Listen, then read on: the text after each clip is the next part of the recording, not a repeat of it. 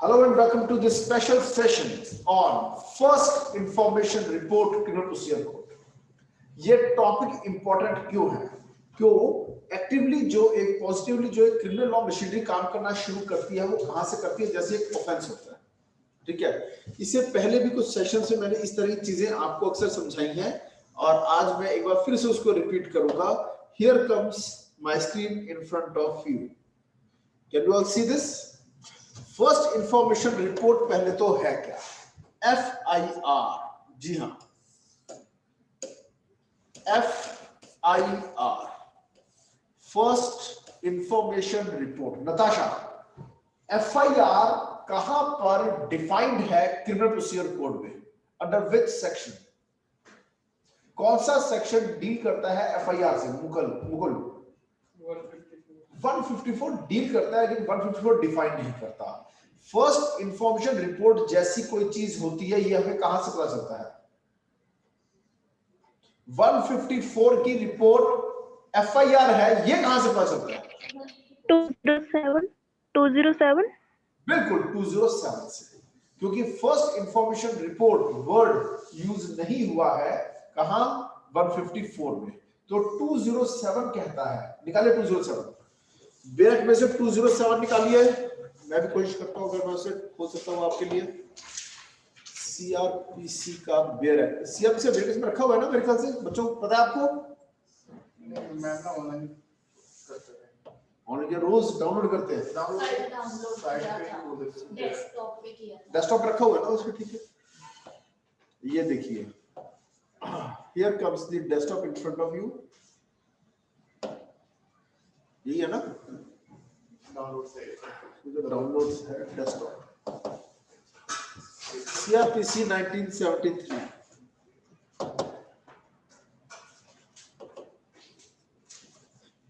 ये देखिए, अब हम चलेंगे इसके 207 में, ठीक है। वहां तक जाने के लिए हमें कुछ फाइंड करना पड़ेगा, फाइंड की ऑप्शन होगी इसमें जरूर, ठीक है जी। यहां से हो जाएगा श्योर? इधर सर आ गया सर, द्वार में करो सर इसका यहाँ 207 देखिए, ठीक है जी। नेक्स्ट आपके सामने आ गया 207, ये देखिए, कैन सी दिस? ठीक है जी। Supply to the accused of copy of,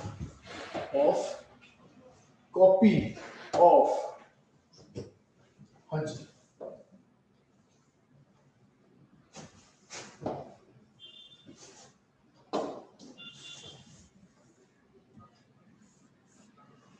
ये देखिए सबके सामने 207 का ये क्लॉज लिखा हुआ है, ठीक है। The first information report recorded under section 154, जो पॉइंट नंबर 2 है। इससे क्या पता चलता है? इससे ये पता चलता है कि 154 में बनी हुई रिपोर्ट क्या होती है? FIR। दो तरह के ऑफेंस होते हैं, कॉग्निजेबल, नॉन कॉग्निजेबल, ठीक है। 2C 2L। कॉग्निजेबल ऑफेंस होगा तो क्या होगा? फर्स्ट इंफॉर्मेशन रिपोर्ट बनेगी। अगर FIR एक बार कट गई है, FIR बन गई है, तो जाहिर सी बात है IO अपॉइंट होगा, इन्वेस्टिगेशन ऑफिसर, और पुलिस को काम करना होगा। FIR कटवाना ही एक बड़ा काम होता है। पुलिस जनरली FIR से गुरेज करती है। आप बता भी देते हो कोई कॉग्निजेबल ऑफेंस हुआ है, मगर फिर भी पुलिस FIR लॉन्च नहीं करती। क्लियर? क्यों? अगर FIR होगी तो सिस्टमैटिकली IO अपॉइंट होगा, तो इन्वेस्टिगेशन होगी, तो चालान भी पेश होगा, यानी कि पुलिस रिपोर्ट अंडर सेक्शन 173, और चालान भी पेश होगा तो जाहिर सी बात है कोर्ट फिर कॉग्निजेंस भी लेगी और केस चलेगा। तो स्टार्टिंग पॉइंट जो है एक क्रिमिनल लॉ मशीनरी का काम करने का, वो क्या है? First information report. इसलिए ये इंपॉर्टेंट है स्टडी करना। लेट्स प्रोसीड, ठीक है। तो FIR 154 की रिपोर्ट को, 154 की रिपोर्ट को FIR कहते हैं। ये हमें कहां से पता चलता है? 207 से पता चलता है। पर FIR है क्या? तो कई सुप्रीम कोर्ट की जजमेंट्स आई है जहां से हमें पता चलता है कि FIR है क्या। Whether a police officer who receives any information under section 154 comes to know otherwise under 157। अब ये देखो, ये पॉइंट आ गया, इंपॉर्टेंट पॉइंट है, देखना। To know otherwise under section 157 is under an obligation to register an FIR, or does he or she have discretion to conduct preliminary inquiry explained in the light of the case Lalita Kumari versus Government of Uttar Pradesh. इस तरह के questions आते हैं। Lalita Kumari versus Government of Uttar Pradesh 2013 एक landmark judgement है। साकिरी बासु वाली judgement भी एक लैंडमार्क जजमेंट है।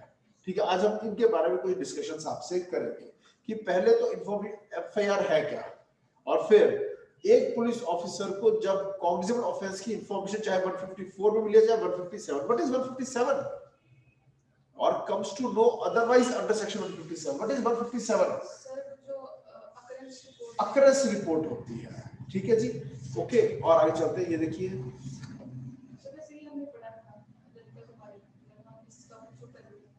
पता है मुझे, मैं नया नहीं करूंगा, जो आपका हो चुका हो जान मुझे, मैंने वही पकड़ा करो।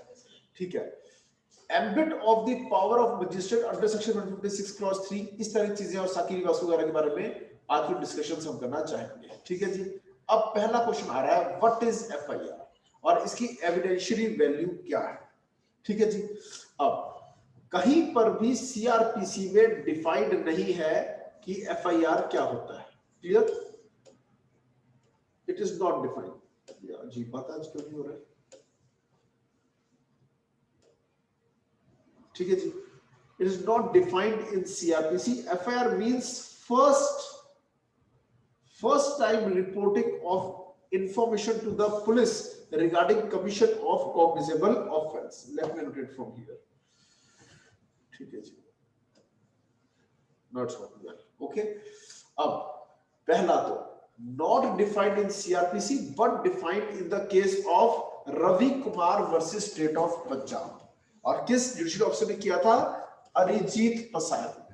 उन्होंने क्या कहा कि is a report giving information, मौली पढ़िए यहां से, इंफॉर्मेशन के आगे, of the commission of a cognizable crime, loud, of the commission of a cognizable crime which may be made by the complainant or by any other person। अब wait, अब देखो, police को इंफॉर्मेशन कोई भी दे सकता है। ठीक है, अब यहां पे भी एक जो वर्ड यूज हुआ है, मेड बाय द कंप्लेनेंट, जबकि यहां पर और बेटर वर्ड यूज होना चाहिए था इंफॉर्मेंट। क्लियर?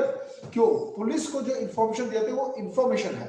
सुप्रीम कोर्ट ने भी खुद इसके ऊपर कई बार डांट लगाई है जुडिशियल ऑफिसर्स को कि लोअर रैंक जुडिशियल ऑफिसर जो मजिस्ट्रेट्स हैं वो भी कहीं पर चेंज कर देते हैं, वर्ड्स को इंटरचेंज कर देते हैं, और जहां पर कंप्लेंट वर्ड यूज होना, जहां पर इंफॉर्मेंट वर्ड यूज होना चाहिए वहां कंप्लेंट यूज कर देते हैं। पुलिस को सूचना देने वाला इंफॉर्मेंट होता है। क्लियर? और by any other person knowing about the commission of such an offense, it is intended to set the criminal law in motion। ये लाइन बहुत इंपॉर्टेंट है। FIR is the instrument that sets the criminal law into motion। मैंने बताया अगर FIR होगी, अब आसाराम बापू वाले case में क्या हुआ, जोधपुर में क्राइम हुआ, जोधपुर कोर्ट, जोधपुर पुलिस की जुरिडिक्शन बनती थी, वो FIR लॉन्च करने को ही तैयार नहीं थे, और पता चलता है 0 नंबर FIR लॉन्च हो गई दिल्ली में। What is 0 FIR? जब पुलिस के जुरिडिक्शन में नहीं आता है एक केस, पर फिर भी वो FIR लॉन्च कर देते हैं। ठीक है, क्यों? क्योंकि अगर किसी कॉग्निजेबल ऑफेंस की इंफॉर्मेशन मिलती है, ठीक है, तो पुलिस ऑफिसर को FIR लॉन्च करनी होगी, और उसके थाने में नहीं है तो बिना नंबर डाले तो जिस थाने जुरिडिक्शन में आता है उस थाने में उस केस को भेज दिया जाएगा। और आगे चलते हैं, to set the criminal law in motion। यहां से पढ़िए मौली, any information relating to the commission of a cognizable offence is required to be reduced to writing by the officer in charge of police station, यानी SHO। Officer in charge of police station होता है SHO, लेकिन reality में powers delegated to any other officer होता है। ठीक है जी, next, which has to be signed by the person giving it, and the substance thereof is required to be entered in a book to be kept by अब ये book to be kept की जो बात हो रही है, ये क्या चीज है? बुक टू बी केप्ट का मतलब है क्या चीज है ये? रोजनामचा यानी जनरल डायरी। ओके, और आगे चलते हैं हम next. By such officer in such form as the state government may prescribe. यानी रोजनामचे का जो वो होगा, कौन से खाने होंगे, वो कौन बताएगी? स्टेट गवर्नमेंट बताएगी। आगे The registration of FIR empowers the officer in charge of police station to commence investigation with respect to the crime reported to him. अब जो ये बात हो रही है, इसके बाद अगली बात, a copy of the FIR is required to be sent forthwith to the magistrate. ये है 157 की बात हो रही है। 157 कहता है कि एक कॉपी जाएगी किसके पास? Magistrate, under section 157। तो इससे हम क्या क्या बातें निकाल सकते हैं? What are the essential ingredients of FIR? FIR के इंग्रेडिएंट्स क्या क्या है? ठीक है, ये देखिए जी, देयर आर फॉलोइंग एसेंशियल। सबसे पहले इंफॉर्मेशन, पहले तो सूचना होनी चाहिए, ठीक है, इंफॉर्मेशन, फिर उसके बाद कॉग्निजिबल ऑफेंस रेट होनी चाहिए, और अगर तो किसी लेडी के साथ कोई ऑफेंस है, वुमेन के साथ, तो वुमेन पुलिस ऑफिसर उसे रिकॉर्ड करेगी। वुमेन पुलिस ऑफिसर नहीं है तो कोई और women officer, otherwise officer in charge of the police station. ठीक है जी। अब इस चीज को जरा हम would you like me to discuss this thing? करना है? कर लेते हैं। No need sir, हम पढ़ के आए हैं। हाँ, पढ़ चुके हैं इसमें। चलो आगे चलते हैं। नेक्स्ट, मैं ना आपको ऊपर ऊपर से आज ये करवाना चाहता हूं कि कौन कौन से मेन पॉइंट्स बनते हैं, तो इसलिए मैं एक लाइन नहीं पढ़ा रहा हूं। ठीक है जी, और आगे चलते हैं। नेक्स्ट, वेट, अब इंफॉर्मेशन में भी ओरल और रिटर्न, लेकिन अगर ओरल है तो रिड्यूस टू राइटिंग होती है। फिर signature of the इंफॉर्मेंट, is a person who is giving the information bound to sign or not? वो बताइए फिर,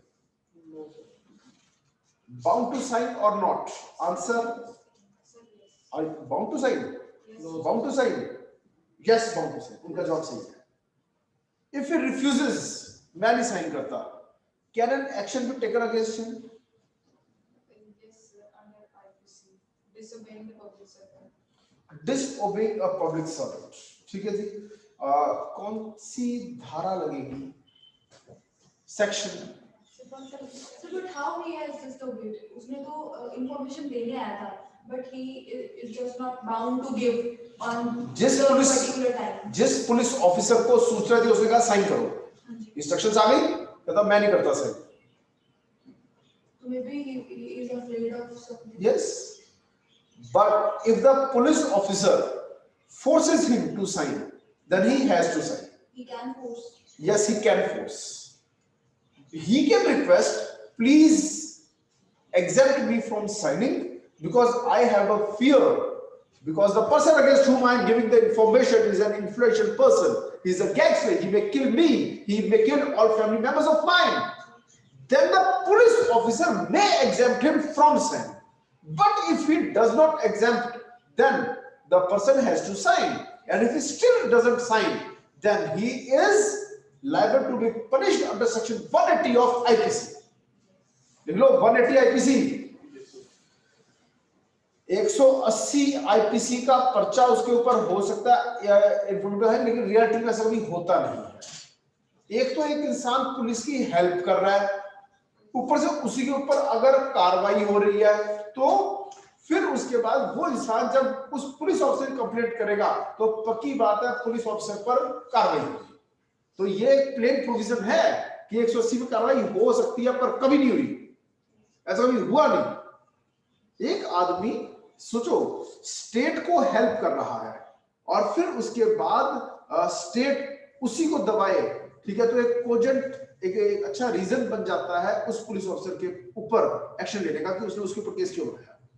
अब वो कौन सा सेक्शन है किस लॉ का जो एग्जेम्प्ट करने की पावर देता है पुलिस ऑफिसर को? ठीक है, साइन मत करो। Under which law a police officer can exempt an informant from signing the information of a cognizable given to of a cognizable offence given to police officer? वो बताओ। Sir CRPC होना चाहिए क्योंकि नो, इससे police act होगा। No, ऐसी तो question आने हैं। 125 इंडियन एविडेंस है, लिखो 125 Indian Evidence Act authorizes such a police officer to exempt that person from signing the document. और अभी 2011 में भी एक लॉ बना इसके लिए।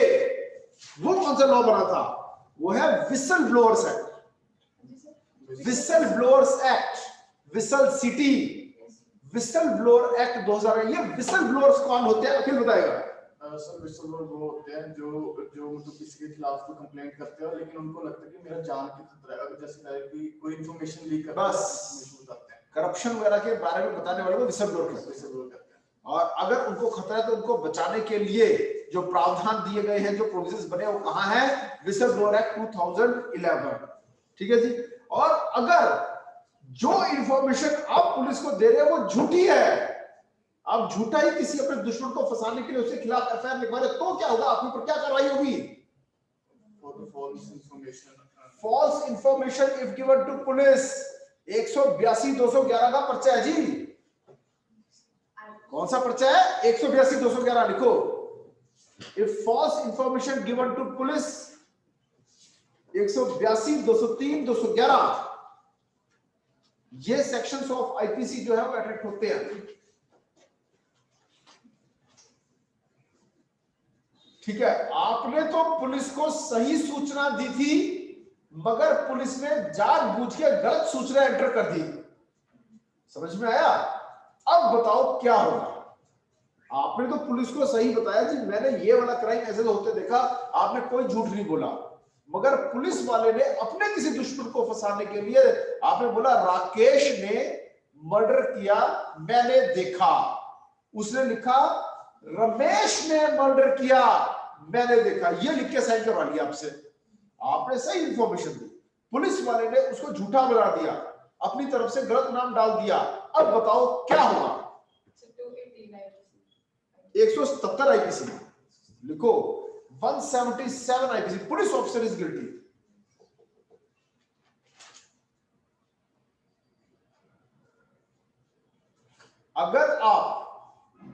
अगर आप पुलिस के पास जाते हैं, एफआईआर लॉन्च करना चाहते हैं, पुलिस एफआईआर लॉन्च करती है, बड़ी अच्छी बात है, नहीं करती तो क्या करोगे?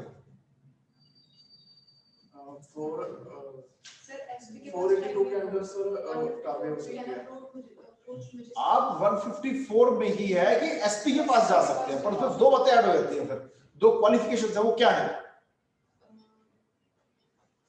अब भी हम क्या करते हैं, हम जाते हैं थाने, ठीक है, थाने वाले अगर सुनते नहीं है तो बंदा क्या करता है? एसपी को लेटर लिखता है। वहां पर रूल ये है, इन राइटिंग ही देना होगा आपको, वहां पर ओरल नहीं चलेगा। आप थाने में ओरल इंफॉर्मेशन दे सकते हो, पर एसपी को आपको रिटर्न में देना होगा और थ्रू पोस्ट। लेकिन जो उनकी पब्लिक विंडो होती है उसको पोस्ट मांगते जाते हैं। ठीक है जी, पब्लिक विंडो में डायरी करा के आते हो। क्या करते हो? डायरी कराते हो, फिर डायरी का नंबर मिलता है, उससे फिर कार्रवाई होगी ही होगी। क्लियर? जरूरी नहीं है कि एफआईआर होगी। मैं गया चौकी में, चौकी वालों ने मेरी बात नहीं सुनी। पहले चौकी यानी पुलिस पोस्ट, मैंने कहा जी जैसे ये रियलिटी बात है, मेरा एसी चोरी हो गया था, एसी का आउटर निकाल कर ले गया, मैं गया चौकी में, ठीक है, चौकी वालों ने मेरी बात नहीं सुनी, ठीक है, वो तो बता रहा है, वो मेरा दोस्त है, मैंने भी इस बात को रखा, नहीं तो मैं क्या कर सकता था, फिर जाता थाना, पुलिस स्टेशन। सबसे जो पुलिस पोस्ट होती है इसके ऊपर होता है पुलिस स्टेशन, उसके ऊपर होता है एसपी ऑफिस। समझ में आया? तो फिर मैं गया, फिर मैं जा सकता था पुलिस स्टेशन, ठीक है, वहां भी और इंफॉर्मेशन देता, पर वहां भी बात ना बनती तो मैं जाता 154 में अंडर टू एसपी। पर दो बातें, इन राइटिंग थ्रू पोस्ट, वहां भी बात ना बनती तो क्या करता? मजिस्ट्रेट 156 क्लॉज 3, वहां भी बात ना बनती तो क्या करता? प्रोटेस्ट पिटीशन डाली, फिर भी बात नहीं बनी, फिर क्या होगा? फिर 482 आएगा, 482, वो क्या है? इनहेरेंट पावर ऑफ, फिर है 400, ये लिख लो रास्ते। सबसे पहले 154 पुलिस स्टेशन, फिर 154 एसपी, फिर 156 clause 3,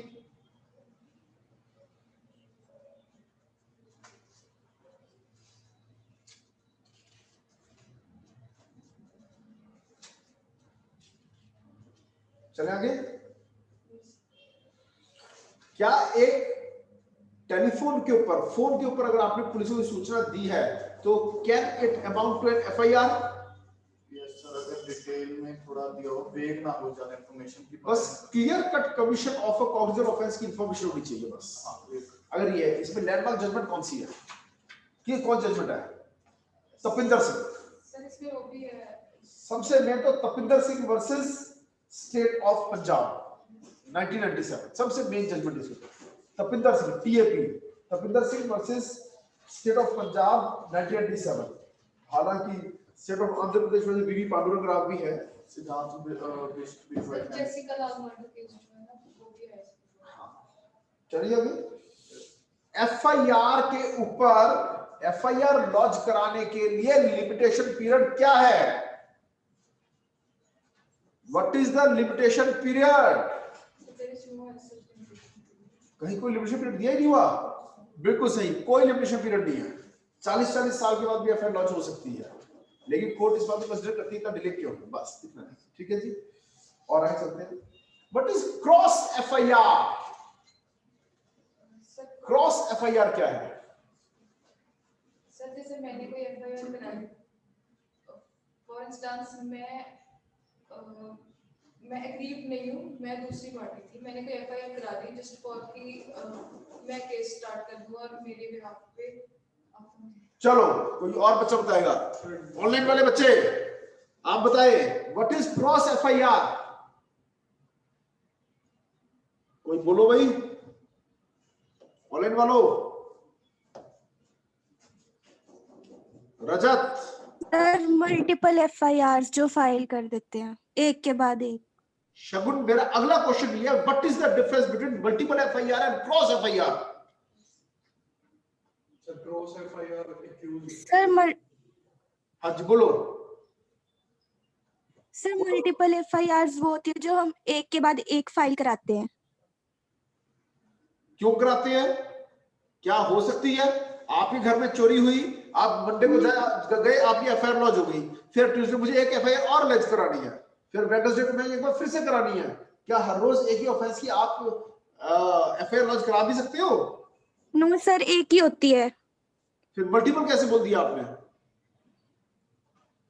come on, what is the difference between multiple FIR and cross FIR? Other parties. Sir, cross multiple FIR. FIRs, and the cross FIR is from the party on whom the first information report is being registered. Natasha पूरी class को दोबारा बताएंगी, फिर से बोलो। Cross FIR might be, I don't know. The FIR from the party on whom the first FIR against whom is being क्या registered. वो करवा सकता है? Is it possible? यस आपने मेरे घर में चोरी की, मैंने आपके घर एफआईआर लिखवा दी, फिर से क्या आप मेरे घर एफआईआर लिखवा सकते हो? FIR मेरे against अगर यस ये क्रॉस बताया आपने। क्रॉस एफआईआर जनरली क्या होता है कि अगर दो लोगों में दो लोग लड़ पड़े, एक ने उस एक्स ने वाई के खिलाफ, वाई ने एक्स के खिलाफ लिखा, ये क्रॉस एफआईआर। हाँ, आप बोल सही रहते, थोड़े से वर्ड्स आगे पीछे थे बस। There are two parties, both get registered an FIR, okay, against each other. Generally ये different थानों में होती है। जनरली ऐसा एक ही थाने में नहीं हो पाता। ठीक है, आप एक थाने में गए, आपने कहा देखो उसने मेरा सिर फोड़ दिया, समझ में आया? ओके, अब उन्होंने एफआईआर लॉन्च कर ली, अब दूसरी पार्टी आ गई, नहीं जी उन्होंने मेरा सिर फोड़ दिया, तो अलग एफआईआर लॉन्च नहीं करेंगे, उसी एफआईआर में आप 161 के बयान ले लेंगे बस। समझ में आया? ओके, हमारा जनकपुरी पुलिस स्टेशन है, जनकपुरी पुलिस स्टेशन में एक्स जाता है, कहता जी वाई ने मेरा सिर फोड़ दिया, फिर थोड़ी देर में वाई पहुंच जाता है, क्या जी देखो एक्स ने मेरा हाथ तोड़ दिया। तो जो बाद में आया है उसने जो एफआईआर लिखवाने के लिए जो इंफॉर्मेशन दिया वो बन जाएगा उसका 161 का बयान, 161 की स्टेटमेंट, एफआईआर लॉन्च होगी। लेकिन समझिए, लेकिन जनरली क्या होता है, मान लो दूसरे थाने में चला गया वो आदमी, समझो पीतमपुरा में चला गया, अब पीतमपुरा पुलिस स्टेशन में जाके वो कहता है कि जी उसने मेरा हाथ तोड़ दिया, और उसके पास प्रूफ है, देखो मेडिकल वगैरह है, तो एफआईआर लॉन्च हो जाएगी। अगर बाद में पता चलती तो एक ही क्राइम में दोनों आपस में लड़ पड़े थे। ठीक है जी, तो होता क्या है, जिस जुरिडिक्शन में केस पड़ता है ये वहां पर रहेगा, जो गलत थाना था वो वहां से एफआईआर वहां भेज देगा, और वहां की एफआईआर क्रैश हो जाएगी पहले वाली, और फिर एक ही एफआईआर मानी जाएगी, और दूसरी जो एफआईआर वहां से आई है वो बन जाएगी क्या, 161 के बयान। समझ में आया? अब आ जाओ मल्टीपल एफआईआर। मल्टीपल एफआईआर क्या है, कोई बताएगा मुझे? सर जैसे अब कल मुझे फॉर्मल अरेस्ट हुआ है तो उस पे कितनी एफआईआर दर्ज हो गई है? हाँ, कितने लोगों ने देखा, ठीक है, जैसे कि एक कार है, चलती कार में मर्डर हो रहा है, ठीक है, तो किसी स्कूटर वाले ने देखा, बाइक वाले ने देखा, पड़ोसी के ट्रक वाले ने देखा, सबने थाने में एफआईआर लिखवा दी, सबने वीडियो बना लिया, समझ में आया? तो ये हो गया मल्टीपल एफआईआर। इनको क्लब करके फिर एक केस बनाया जाता है। by multiple individuals. और जो सबसे पहली होती है, ठीक है, उसको रख के बाकी सबको 161 के बयान बना के उनको क्या बना देते हैं, फिर गवाह बना देते हैं। बस क्लियर, रियलिटी में ये होता है। चलिए आगे। और सर जो जिस फोन नंबर में फोन कर देते हैं तो उसके थ्रू भी हो सकती है? बिल्कुल हो सकती है, ठीक है जी। नेक्स्ट, जो एफआईआर पे इंफॉर्मेंट के साइन लिए जाते हैं उसका ऑब्जेक्ट क्या है? What is the object? What is the object of taking signatures? ताकि रिलायबिलिटी बढ़े, information should be reliable as well. Okay, चले आगे और आगे चलते हैं। अगर आप थाने जाते हो और कॉग्निजेबल ऑफेंस की इंफॉर्मेशन देते हो, अगर पुलिस ऑफिसर कहता जा जो होता है तुझसे कर ले, मैं एफआईआर लॉन्च नहीं करूंगा, ओके, और आपने मान लो इसका वीडियो बना लिया, आपका सबूत है इस बात का कि उसने एफआईआर लॉन्च करने से मना कर दिया, फिर कौन सा सेक्शन इन्वोक होगा? फिर होगा 217 217 लिख लो। If police officer refuses to lodge FIR, if police officer refuses to lodge an FIR, then he is guilty under section 217 IPC. और अगर कोई लड़की गई थी और कोई सेक्सुअल ऑफेंस की उसने इंफॉर्मेशन दी है, अ गर्ल, अ वुमन, और फिर भी पुलिस ऑफिसर ने एफआईआर लॉन्च नहीं की, तो क्या होगा? फिर नया सेक्शन आया है, वो कोई बताएगा? अगर सेक्सुअल ऑफेंस की इंफॉर्मेशन पुलिस ऑफिसर को दी गई पर उसने एफआईआर लॉन्च करने से मना कर दिया, तो क्या होगा? तो क्या होगा? 2013 के अमेंडमेंट में नया लॉ आया है, 166A, 166 capital A। Clear? Okay, जैसे मेरा क्वेश्चन सुनना, जैसे अरेस्ट से पहले ही एंटीसिपेटरी बेल अप्लाई की जा सकती है, अरेस्ट से पहले ही रिलीज के ऑर्डर लिए जा सकते हैं, क्या वैसे ही एक्चुअल कमीशन ऑफ क्राइम से पहले एफआईआर लॉन्च हो सकती है? अगर हो सकती है तो किस सेक्शन में हो सकती है? Can there be an FIR before actual commission? जब पता है उसे बम तो फोड़ना ही फोड़ना है, पूरी इंफॉर्मेशन मिल चुकी है। एक्चुअल कमीशन ऑफ क्राइम से पहले एफआईआर लॉन्च हो सकती है क्या? अगर हो सकती है, अंडर विच सेक्शन? हो सकती है या नहीं, पहले जवाब दो, हाँ या ना। गलत जवाब, नहीं हो सकती। So what? क्राइम नहीं बना भी, कोई नहीं हुआ ना। अगर जब तक क्राइम ना हो जाए तब तक एफआईआर नहीं हो सकती। जो एक इंसान ने तैयारी की है बम फोड़ने की, वो भी अपने आप में ऑफेंस है। There are few offences. कभी-कभी एक्साइज वाले केसेस में, बोलिए कोई कुछ क्वेश्चन पूछना चाहता है? एक्साइज वाले केसेस में जैसे पहले कर देते हैं। अक्षय, वैसे आपकी आवाज क्लियर नहीं थी, मुझे समझ में नहीं आया। एनीहाउ, कोई बात नहीं, आगे चलते हैं, ठीक है जी।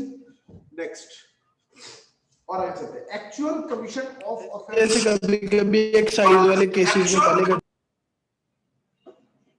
आगे समझ आपको? मुझे भी नहीं आया। एक्साइज वाले केसेस में, एक्साइज एंड टैक्सेशन के केसेस में, उसमें भी जब तक आप मटेरियल कंसीलमेंट नहीं करते हो, धांधलेबाजी नहीं करते हो, तभी एफआईआर थोड़ा होती है। हमेशा एफआईआर इंफॉर्मेशन है कि क्राइम कमिट होने वाला है, हाँ, तो प्रिवेंटिव एक्शन लिया जाएगा, 751 हो जाएगी, ठीक है। अगर कॉग्निजेबल ऑफेंस कोई करने वाला है तो 751 लगती है। और 751 सुना हुआ क्या होती है? पुलिस 751 बनाती है। 751 क्या होती है? 751 क्या होती है? अक्षय आप बताओ। तो 107 and 151 of CRPC। हाँ, ये प्रिवेंटिव एक्शन ऑफ पुलिस है। अगर कोई दो आदमी लड़ पड़ते हैं या कुछ भी ऐसा, कोई दो आदमी लड़ना भी जरूरी नहीं है, अगर कोई आदमी कोई कॉग्निजेबल ऑफेंस करने वाला है तो 107 combined reading of 107 read with 151 ये कहता है police officer can arrest that person without warrant, okay, in order to prevent the commission of the offense, and then that person has to produce before executive magistrate जो उसको bell पे release करेगा। Clear? 151 read with 107 751 बहुत ही popular section है, ठीक है, क्योंकि police ज्यादातर 751 करती है। जब दो आदमी लड़ पड़े, एक ने दूसरे के थप्पड़ मार दिया, ठीक है, एक उसने दूसरे को मुक्का मारा, उसका एक दांत हिलने लग गया। अब वो दांत जिसका हिल रहा है वो पुलिस के पास जाता है कि ये देखो जी ये हर्ट है, HURT हर्ट, ये ग्रीवस हर्ट है, ठीक है, आपको पर्चा करना पड़ेगा। पुलिस कहती है जाओ यार कोई बात नहीं, थप्पड़ थप्पड़ी तो मारे हैं, ठीक है, वो कहता है नहीं आई फोर्स यू, तो पुलिस क्या करती है ऐसे में 751 करें दोनों का अंदर। जब एक आदमी ना माने, ठीक है, और कहे मुझे तो दूसरे पर कार्रवाई करवानी ही करवानी है, तो दूसरे पे कार्रवाई करने के बजाय पुलिस जनरली क्या करती है 751 में दोनों को अंदर करने की धमकी देती है। इससे डर के मारे जिसके साथ गलत हुआ होता है वो भी भाग जाता है। ये तो मुझे अरेस्ट कर रहे हैं, मेरे एक तो मुझे मार पड़ी है, ऊपर से मुझे अरेस्ट कर रहे हैं, इससे अच्छा मैं जा रहा हूं, भगवान देख रहा है, भगवान अपने आप सजा देगा गलत करने वाले। ये सच में रियलिटी नहीं हो रहा है, क्योंकि पुलिस भी कोशिश करती है अपना क्राइम का ग्राफ लो रखने का, कि हमारे थाने में तो जब से मैं यहाँ थानेदार बन के आया हूँ क्राइम होने बंद हो गए। रियलिटी में क्राइम तो होते हैं मगर FIR होनी बंद हो जाती है। समझ में आया? और आगे चलते हैं नेक्स्ट।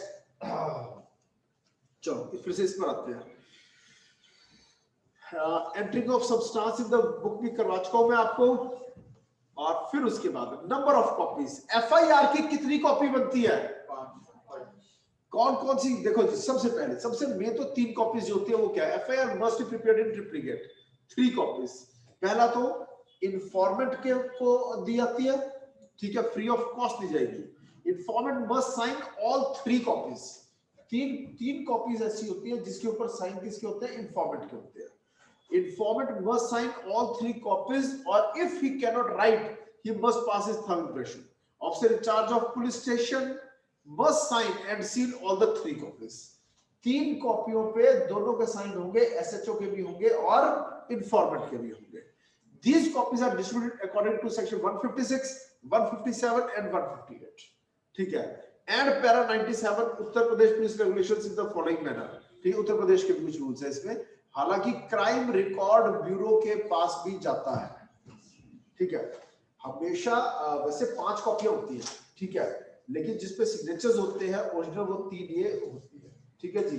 और डिस्ट्रिक्ट क्राइम रिकॉर्ड ब्यूरो के पास जाएगी, 207 में एक्यूज के पास जाएगी, 207 में एक्यूज के पास जाएगी जिसके खिलाफ FIR हुई है, वो 2 और ऐड कर दो तो 5 बच जाती है।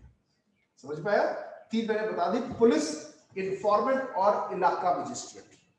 जिस थाने में आप गए उस थाने में FIR होगी, ठीक है, जो इंफॉर्मेशन दे रहा है उसको मिलेगी कॉपी, और 157 में इलाका मजिस्ट्रेट के पास जाएगी, ठीक है जी। और 2 और कॉपीज होते हैं जिसमें ओरिजिनल साइन नहीं होते, और वो है डिस्ट्रिक्ट क्राइम रिकॉर्ड ब्यूरो और 207 में एक्यूज्ड के पास। चले आगे, और आगे चले जी। अब तीनों यहां एक्सप्लेन किया है। ओरिजिनल कॉपी टू मजिस्ट्रेट चली जाएगी।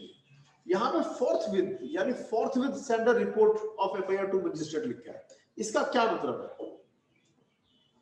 फोर्थ विद, हाँ, विदाउट वेस्टेज ऑफ टाइम, ठीक है जी।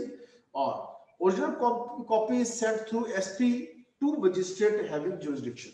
हम कहते हैं सीनियर पुलिस ऑफिसर के थ्रू जाती है इलाका मजिस्ट्रेट को। वो सीनियर पुलिस ऑफिसर कौन होता है? SP होता है। क्लियर? और सेकंड कॉपी इंफॉर्मेंट को 154 भी दे देते हैं, और थर्ड कॉपी थाने में, ठीक है, जनरल डायरी में उसका रिकॉर्ड है, ठीक है जी। फिर अब प्रोसेस क्या है? पहले तो 154 में FIR होगी, 157 में मजिस्ट्रेट को बता देंगे, ठीक है जी। Sending of 1 copy 157 read with 158 through SP। 158 क्या कहता है? थ्रू SP जाती है, किसको जाती है? इलाका मजिस्ट्रेट, ठीक है जी। और आगे चलते हैं हम नेक्स्ट। ये sometimes investigation may start without sending copy of FIR to judicial magistrate if practically is not possible। कई बार जहां अर्जेंट मैटर है वहां पर इलाका मजिस्ट्रेट के पास कॉपी जाने से पहले ही इन्वेस्टिगेशन स्टार्ट हो जाती है अर्जेंट मैटर्स में। 159 magistrate has option either to order investigation or make an inquiry, खुद भी इंक्वायरी कर सकता है मजिस्ट्रेट, ठीक है। और अब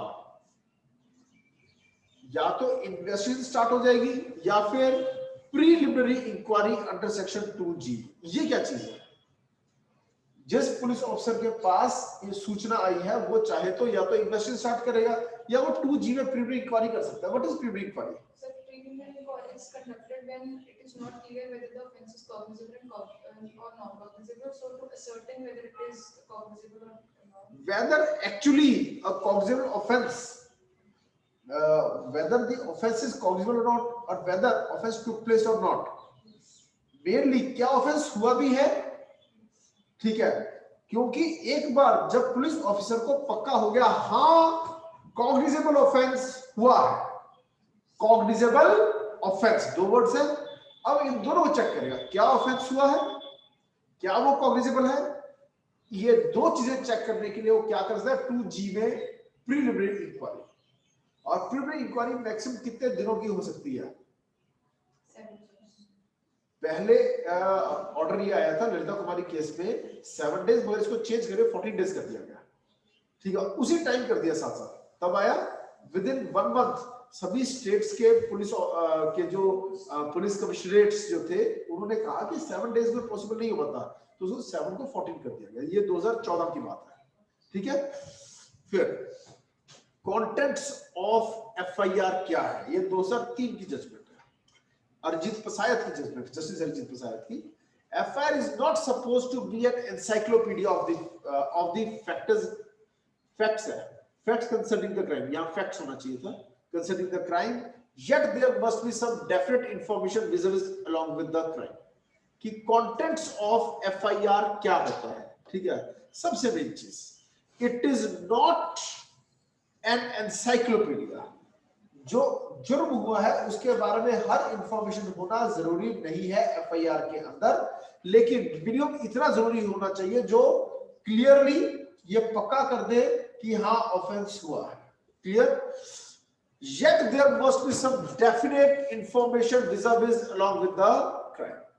फिर एक और landmark judgment Ravi Kumar versus state of Punjab. इसमें जज अरिजीत प्रसाद क्या कहते हैं? It is not the requirement of law that the minutest details be recorded in the FIR lodged immediately after the occurrence। Okay, अब फेवरेट क्वेश्चन, बहुत बार इसके ऊपर डिस्कशंस होते हैं, कितनी प्रकार की FIR होती है? FIR को जो हम स्टडी करते हैं, तरह की FIR, वो हम कैसे कैसे स्टडी करते हैं? कि सबसे पहला कि इंफॉर्मेशन दी किसने, इसके आधार पर एक FIR को जो बांटा जा सकता है, 5 तरह की FIR हो सकती है, क्लियर। फिर ये कौन कौन सी है? अगर तो विक्टिम इंफॉर्मेशन दे रहा है, अगर तो विक्टिम इंफॉर्मेशन दे रहा है, या एक्यूज्ड खुद इंफॉर्मेशन दे रहा है, या थर्ड पर्सन यानी विटनेस को दे रहा है, या पुलिस अथॉरिटी अपनी पर्सनल नॉलेज भी कर सकती है, या कोर्ट के कहने पर भी FIR हो सकती है। ये है 156(3) की FIR रेड विद 482। क्या फर्क है? अगर तो मजिस्ट्रेट बोल रहा है FIR लॉन्च करने को और इन्वेस्टिगेट करने तो 156 क्लॉज 3, और अगर हाई कोर्ट अपनी इनहेरेंट पावर्स में बोल रही है, जब कॉग्निजेबल ऑफेंस हुआ है तो आप FIR क्यों लॉन्च करते हैं, तो वो है 482 की FIR। समझ में आया? और पुलिस अथॉरिटी सुओ मोटो जब कर रही है तो वो क्या है? 157 read with section 36। Okay, third person और ये तीनों, ये 154 की FIR। जो मैं करा रहा हूं समझ में आ रहा है? पक्का? चले आगे, नेक्स्ट। अब kinds of FIR, statutory provisions को लेकर ललिता कुमारी केस में कहा गया कि दो प्रकार की एफआईआर होती है, दोनों अलग है। एक है 154 क्लॉज 1 की एफआईआर, ठीक है, और दूसरी एफआईआर ये वो है जिसमें इन्फॉर्मेंट इंफॉर्मेशन दे रहा है, और एक है 157 क्लॉज 1 की एफआईआर जहां एक पुलिस अथॉरिटी खुद एफआईआर लॉन्च कर रही है। क्लियर? आगे जुरिस्डिक्शन पे आधार पर अगर हम बांटे तो एक है जीरो एफआईआर जहां पर पुलिस अपनी जुरिस्डिक्शन से बाहर के केस की एफआईआर लॉन्च करती है पर उस पर नंबर नहीं लगाती और फिर उस एफआईआर को भेज देती है सही थाने में, और दूसरा जुरिस्डिक्शनल एफआईआर अगर पुलिस की जुरिस्डिक्शन बनती है। Is my point clear? समझ में आ रहा है? अगर केस कॉग्निजेबल होता है तो एफआईआर होती है, नॉन कॉग्निजेबल होता है तो बस 155 में जनरल डायरी में एंट्री हुई थी, इसको डीडीआर बोलते हैं, डेली डायरी रिपोर्ट बना के देते हैं। क्लियर? अब मैंने जो अभी बताया आपको टाइप्स ऑफ एफआईआर में, ललिता कुमारी केस में जो सुप्रीम कोर्ट ने कहा कि दो प्रकार की एफआईआर होती है। अब यह है ललिता कुमारी केस, ठीक है, पढ़िए मौली यहां से। The Supreme Court said that. Supreme Court said that the court contemplates two kind of FIR, namely, first FIR under 154, second FIR under section 157, subsection 1. The duly signed FIR under section 154, subsection 1 is by the informant to the concerned officer at the police station. The second kind of FIR could be which is registered by the police itself on any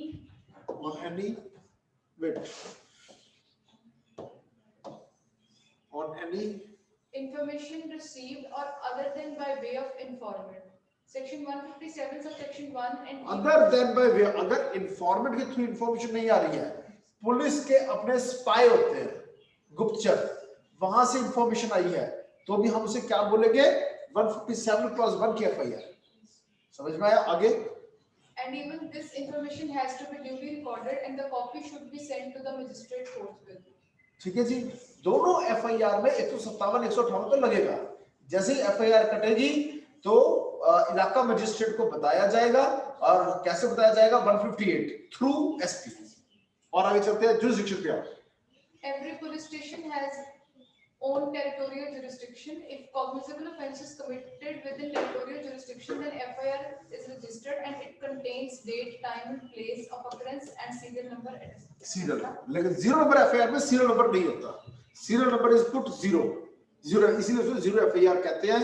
for example Asaram Bapu case, ठीक है जी, जोधपुर में हुआ मगर दिल्ली थाने में कमला market police station में उसको क्या किया गया? एफआईआर लॉन्च की गई। क्लियर? चले आगे। अब इसमें लैंडमार्क जजमेंट एक और बत्ती है, मनोज शर्मा यानी Manu versus state of NCT of Delhi. ये बहुचर्चित मामला, बताओ कौन सा केस है ये? मनु शर्मा, पता नहीं क्या? विनोद शर्मा। जी बिल्कुल, ओके।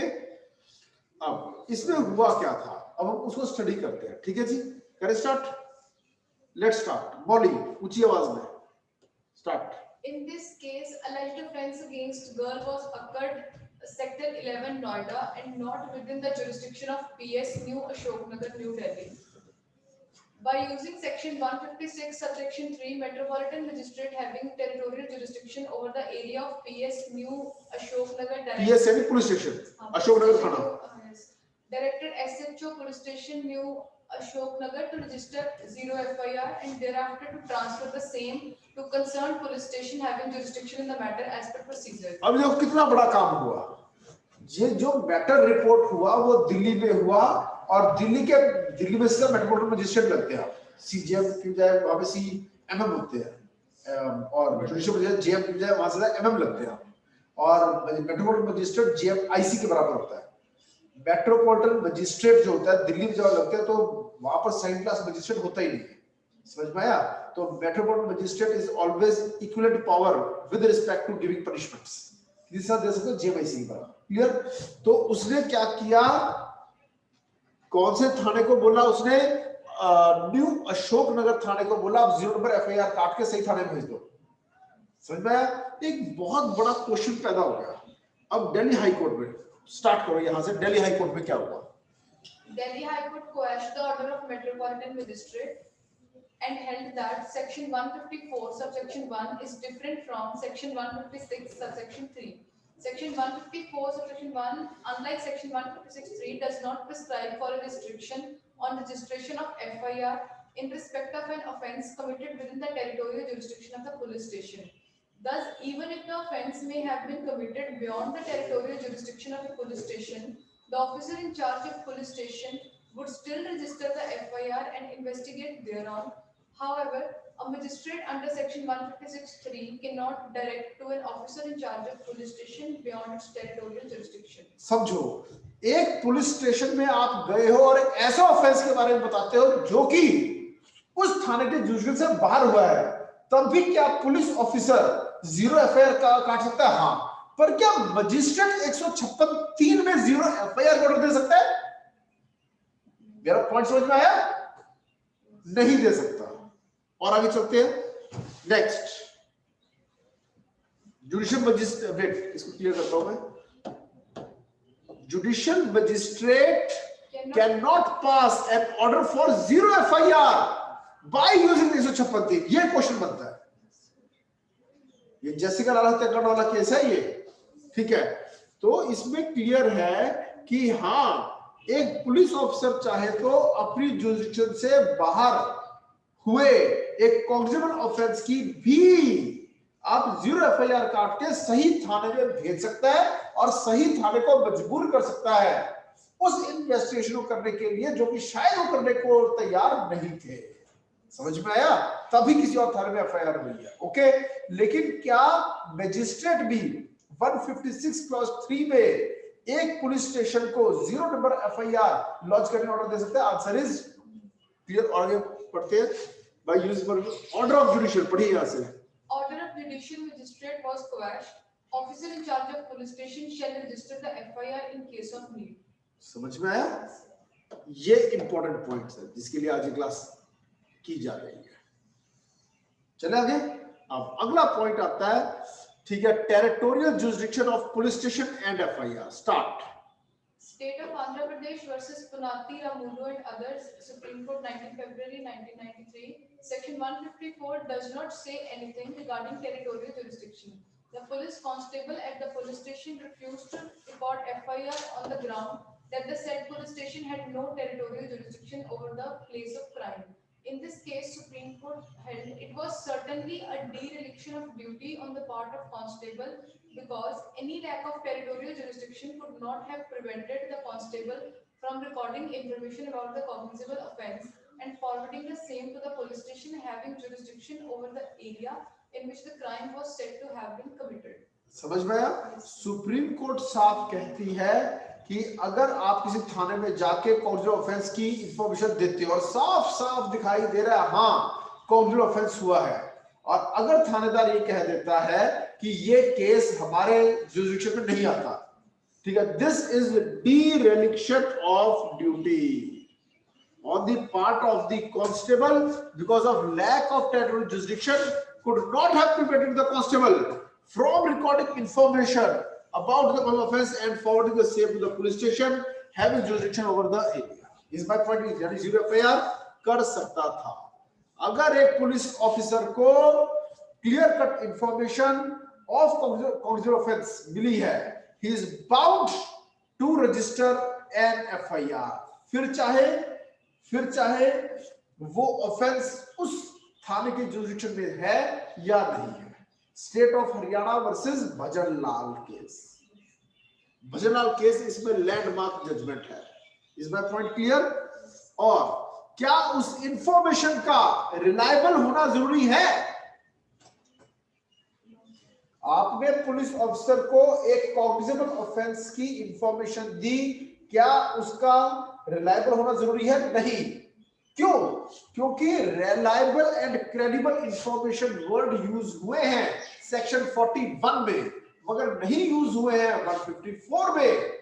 और जो जानबूझ के, पहले तो सेक्शन 41 बना होगा, फिर 154 का नंबर आया होगा, जब वहां पर इंफॉर्मेशन के आगे प्रीफिक्स किए हैं ये वर्ड्स, ये कंडीशन लगा दी, information has to be reliable, it has to be credible, तो क्यों ये दोनों वर्ड्स जानबूझकर हटाए गए 154 से? क्योंकि लेजिस्लेटर्स चाहते थे कि पुलिस को बाउंड किया जाए टू लॉज एन एफआईआर। समझ में आया? कहां लिखी है ये वाली कहानी, 41 वाली कहानी, Bhajanlal versus state of Haryana. Section 41 की कहानी, एनालॉजी कैन बी ड्रॉन। ठीक है जी। अब आते हैं टेलीफोनिक मैसेज पर। Cryptic telephonic message can not constitute FIR, जहां क्लियर नहीं है। लेकिन अगर क्लियर है, मैं पहले बताया लैंडमार्क जजमेंट तपिंदर सिंह। ठीक है जी। फैक्ट्स पढ़िए, बोलिए यहां से। The person giving the information on telephone did not disclose his identity, nor did he give any further particulars. When the police officer receiving the telephone message made further inquiries from him, he disconnected the telephone. The report was entered in Delhi Diary at 5:35 p.m. Hence, the telephonic message recorded in the Delhi Diary of the police station was a cryptic and anonymous oral message. Anonymous oral message again, which did not in terms clearly specify a cognizable offense and could not therefore be treated as per first information report. The mere fact that this information was first in point of time could अब not पहली चीज, FIR वो information होगी जो first in point of time पर, अगर first in point of time cryptic information है तो वो एफआईआर नहीं होगी। जब पुलिस ने पूछा कि आप कौन बोल रहे हैं, कहां से बोल रहे हैं, उसने फोन काट दिया। समझ में आया? डिटेल्स मांगी तो डिटेल्स मेरे नहीं दी। ठीक है। Nor did he give any further particulars, पहली बात। ठीक है। नीदर ही डिस्क्लोज आइडेंटिटी, और जब आइडेंटिटी पूछी गई तो उसने फोन डिस्कनेक्ट कर दिया। फिर जब इन्वेस्टिगेट और इंक्वायर किया गया तो पता चला ऑफेंस हुआ है, पर एफआईआर किसको माना जाएगा? जो उसके बाद वहां जाके पता हुआ है, ना कि वो जो पुलिस को एक कॉल आया था, तो that was a cryptic information. तो ये लैंडमार्क जजमेंट है इंफॉर्मेशन फोन पे। आगे पढ़िए, कंप्लीट कीजिए। Sir, इसी paragraph आप कंप्लीट किया था ना आपने? The mere fact that information was first in point of time could not by itself clothe it with the character of first information report. The question whether or not a particular document constitutes FIR has to be determined on the relevant facts and circumstances of each समझ case. में आया? हर case के facts के हिसाब से पता चलेगा। और आगे चलते हैं। इमीडिएट रजिस्ट्रेशन ऑफ, सीधा ये क्वेश्चन आएगा पेपर में, what are the advantages of immediate registration of FIR. तो ये भी ललिता कुमारी केस में समझाया गया। क्या हुआ था इस केस में? स्टार्ट कीजिए, बोलिए। In case of Lalita Kumari case 2013, Supreme Court discussed. Wait, side रखिए अगर क्वेश्चन नहीं पूछना आपने कोई। ओके, चलो next. Discuss the advantages of immediate registration of FIR. The registration of FIR either on the basis of the information furnished by informant under section 154 subsection 1 of the code or otherwise under section 157(1) of the code is obligatory. The obligation to register FIR has inherent advantages. अब ये देखो, सबसे पहली चीज, ठीक है, दोनों तरह की इंफॉर्मेशन, अब दोनों तरह की एफआईआर, कौन सी, 154 क्लॉज 1 या 157 क्लॉज, कोई भी हो, ठीक है, ऑफ द कोड। ठीक है जी। अब obligation to register FIR has inherent advantages, कि जल्दी होने से क्या फायदा है? सबसे पहला, first step to access to justice for a victim. ठीक है जी। Second, It upholds the rule of law in as much as the ordinary person brings forth the commission of a cognizable crime in the knowledge of state. अब सरकार की knowledge में आ गया, ये है second. Third, It also facilitates swift investigation and sometimes even prevention of crime. swift investigation and prevention of further crime, especially then In both the cases, it only effectuates the regime of law. effectuates the regime of law. Next, It leads to less manipulation in criminal cases. ये सबसे main point है, deep point, less manipulation. जितना FIR delayed होगी उतनी concocted stories की संभावना बढ़ जाएगी, मन घड़त कहानियां, उतने ही एविडेंसेस जो है वो कम या खत्म हो जाएंगे। ठीक है जी। सीसीटीवी कैमरा की फुटेजेस जो है उतना ही कम होने, खत्म होने के चांसेस बढ़ जाएंगे, कि वो आदमी कहां से आया, फिर कहां से कहां गया। लोगों के घरों के बाहर सीसीटीवी कैमरा होता है जिसमें पिछले कुछ दिनों की रिकॉर्डिंग होती है, अगर मान लो 1 महीने के बाद आप एफआईआर लॉन्च करा रहे हैं तो सभी रिकॉर्डिंग्स तब तक ऑटोमेटिकली डिलीट हो चुकी होती है। तो प्रॉम्प्ट मेरे ख्याल से Swift FIR sorry prompt FIR हो रही है तो स्विफ्ट इन्वेस्टिगेशन को हेल्प मिलेगी। इसमें पॉइंट क्लियर। और आगे चलते हैं, delay in launching FIR. FIR delayed हो सकती है पर जब डिले होगा उसको कोर्ट कंसीडर जरूर करती है, ठीक है, और उसकी क्रेडिबिलिटी पर एक क्वेश्चन मार्क लग जाता है, ठीक है। पढ़ने की जरूरत है, ओके। नेक्स्ट सभी डॉक्यूमेंट हमें सेंड करना कर दे, no problem, I will give you all the notes. Next, अब ये हिमाचल प्रदेश हाई कोर्ट से काम शुरू हुआ था 2014 में। हिमाचल प्रदेश हाई कोर्ट ने, ठीक है, ये ऑर्डर दिया था कि अब जो एफआईआर कटेगी विद इन 24 आवर्स, ठीक है, इसको अपलोड किया जाएगा पुलिस की, स्टेट की पुलिस की ऑफिशियल वेबसाइट पर। और अगर स्टेट पुलिस की अपनी खुद की कोई वेबसाइट नहीं है तो स्टेट गवर्नमेंट की वेबसाइट पर अपलोड किया जाएगा, because FIR is a public document. तो जो एक्यूज्ड का जो उसका प्रिंसिपल्स ऑफ नेचुरल जस्टिस के आधार पर और आर्टिकल 21 के आधार पर उसका एक राइट बनता है to defend himself. Audi alteram partem, nobody shall be punished unheard, okay। तो if a person, everybody should, if you are punishing a person, you should give, you have to give a fair chance of defense। but if the accused is not clear about the specific accusations, कौन से charges लगे हैं, क्या धारा लगाई गई है, किसने ऐसी क्या इंफॉर्मेशन दिया उसके खिलाफ कि पुलिस उसके पीछे है, तो वो अपना डिफेंस करेगा कैसे। Therefore, FIR की कॉपी ना सिर्फ एक्यूज्ड को देने का जो रूल है, ना सिर्फ इंफॉर्मेंट को देनी होती है, एक्यूज्ड को भी देनी होती है, और जो जल्द देनी होती है 24 घंटे के अंदर देनी चाहिए। इसे वेबसाइट पर अपलोड कर दो। पहले हिमाचल प्रदेश हाई कोर्ट ने कहा, फिर धीरे धीरे ऑल ओवर इंडिया कैसे लॉ बना, ये कहानी वो है, ठीक है जी।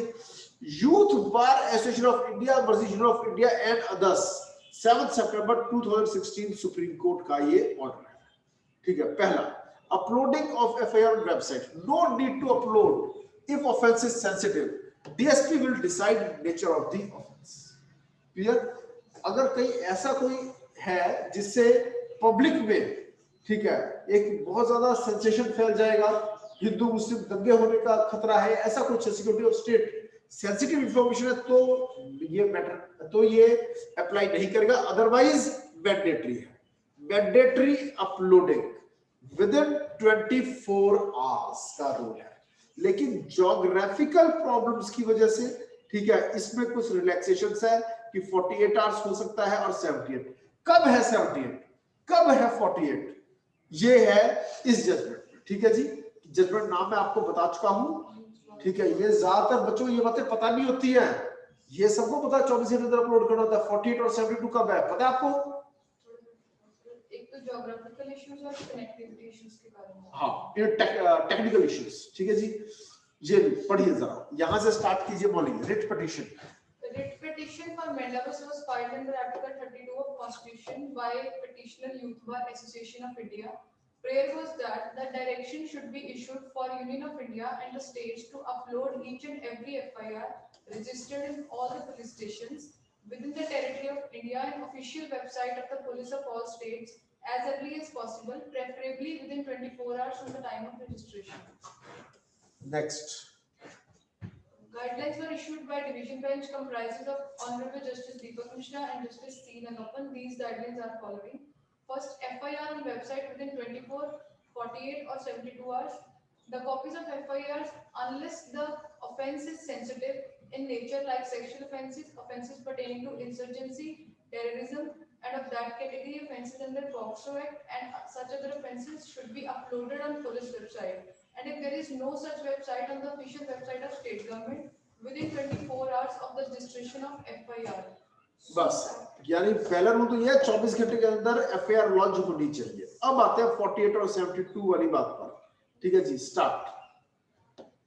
within 24 hours of registration of FIR so that accused or any person connected with the same can download the FIR and file appropriate application before the court as per law for redressal of his grievances. It may be clarified here that in case there is connectivity problems due to geographical location or there is some other unavoidable difficulty, the time can be extended up to 48 hours. The 48 hours can be extended maximum up to 72 hours and it is only relatable to connectivity problems due to geographical location. दो चीजें आ रही है, connectivity problems due to geographical location, कि पहाड़ों में है, north east में है, ठीक है, वहां पे इस तरह के इश्यूज हो सकते हैं. फिर सेंसिटिव इशू को लेकर किसका डिसीजन फाइनल होगा? डीएसपी का. ठीक है, ये आपको मैं प्रोवाइड करा दूं, आप खुद पढ़ लेना. ठीक है जी, और आगे चलते हैं इसमें. ठीक है जी, next is not a ground for anticipatory bail. ठीक है, अगर एफआईआर अपलोड नहीं हुई है तो क्या इस पर 438 में एंटीसिपेटरी बेल का आपका राइट बन जाता है? नहीं बनता. ठीक है जी. और supply of copy of FIR to accused. ठीक है जी, क्या उस पर कोई इफेक्ट पड़ेगा? Accused is entitled to get a copy of FIR at an earlier stage than as prescribed. ठीक है जी, जरूरी है कि जब केस चालू होना है तभी देनी है, उससे पहले उसको मिलेगी. ठीक है, और आगे चलते हैं हम. नेक्स्ट, ये कई बार डीजेस प्री का क्वेश्चंस मैं इसमें डाल देता हूं. जैसे कि ये देखो जी, एक दिल्ली यूनिवर्सिटी का भी क्वेश्चन था.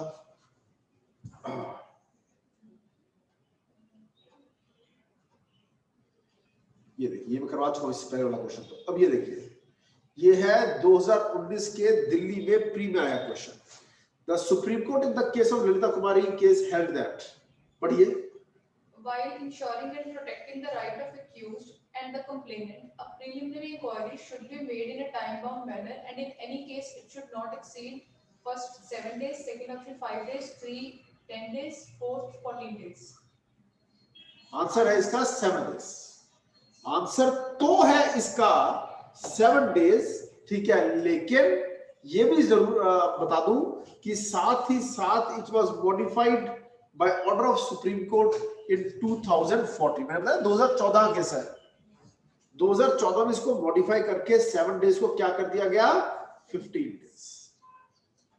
यानी इंफॉर्मेशन पुलिस के पास गई, अब 15 दिन मिलेंगे पुलिस को ये पता करने क्या सच में ऑफेंस हुआ है. लेकिन अगर क्लियर कट है कि हाँ ऑफेंस हुआ है, then the police is bound to lodge FIR. Is my point clear? चले आगे, और आगे चलते हैं. अब ललिता कुमारी केस जो कि लैंडमार्क जजमेंट है, ठीक है, उसको कई बार उसमें चेंजेस आए हैं. 2008, 8, 12, 13, 14. ऐसा क्या हुआ? ठीक है, ऐसा क्या हुआ? सबसे पहले देखो, 2008 में FIR of practical person is registered in supersonic jet speed. Disparity in registration of FIR. B.N. Agarwal, notice was issued to central government and UT governments to show reasons why direction should not be passed. समझ में आया कि supersonic jet speed से FIR होनी चाहिए. Okay, फिर 2008 में इसमें कुछ चेंजेस आए. फिर उसके बाद, ठीक है, Deepak Mishra matter was referred for question bench, और तब फाइनली 2013 में ये बोला गया था 7 days वाला काम, और 7 days के बाद फिर किया 15 days का. ठीक है जी, चले आगे. और कॉन्स्टिट्यूशनल बेंच ऑफ 5 जजेस, CJI and author of judgment now government. नहीं, छोड़ दीजिए, कोई बात नहीं.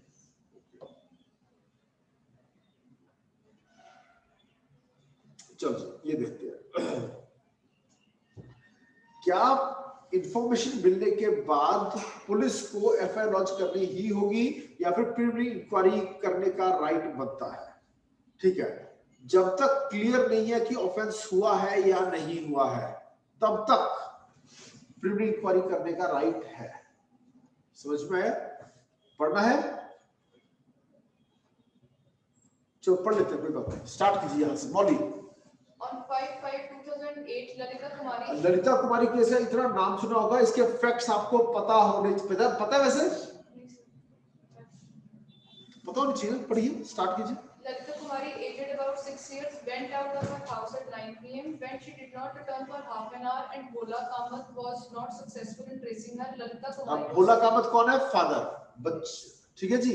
और ललिता कुमारी एज अबाउट 6 ईयर, 6 साल की बच्ची है जो गायब हुई। इसके बाद he was not successful in tracing her. Lalita Kumari was kidnapped by criminals. Officer in charge of police station Loni, Ghaziabad, UP was not ready to register FIR on May 11, 2008. एक 6 साल की बच्ची गायब हो गई मगर फिर भी एफआईआर लॉन्च करने को तैयार नहीं थे यूपी पुलिस के लोग। आगे In direction of SP under section 154 subsection 3 FIR was registered। फिर एसपी कहने पे हुई, फिर but police authority was not interested to take stern action. Next Even they were not interested in investigation. Writ petition was FIR होगी मगर फिर भी investigate नहीं कर रहे, कोई स्ट्रिक्ट एक्शन ले रहे। Then writ petition was filed under Article 32 of Constitution by Lalita Kumari minor through her father Shri Bhola. बोला अब जब पहले तो एफआईआर नहीं कर रहे थे, फिर एफआईआर लॉन्च हुई, ठीक है। जब एफआईआर लॉन्च हो गई वो भी एसपी के कहने पर हुई, फिर उसे इन्वेस्टिगेट नहीं कर रहे हैं, फिर उसने आर्टिकल 32 में रिट पिटीशन लगाई फादर ने, भोला कामत ने। फिर क्या हुआ? For the issues of writ of habeas corpus or directions of like nature against the respondents hearing for the अब habeas corpus क्या है? रिट अगेंस्ट इलीगल डिटेंशन, कि मेरी बच्ची को इलीगली डिटेन किया हुआ, किडनैप हुई है। आगे against the respondent hearing for the protection of his minor daughter who has been kidnapped. Lalita Kumari versus Government of UP 2008 Supreme Court observed that FIR of poor person is not registered while FIR of practical person strong and rich is registered and investigation started in supersonic jet speed. Okay कि अमीर आदमी की तो FIR फटाफट हो जाती है, गरीब आदमी कोई सुनवाई नहीं होती है क्योंकि वो बंदा गरीब है, इस कारण से उसकी सुनवाई नहीं हो रही है, तो इसलिए सुपर फटाफट काम होना चाहिए। Okay then important points of the judgment. सबसे पहला Object of court according to wait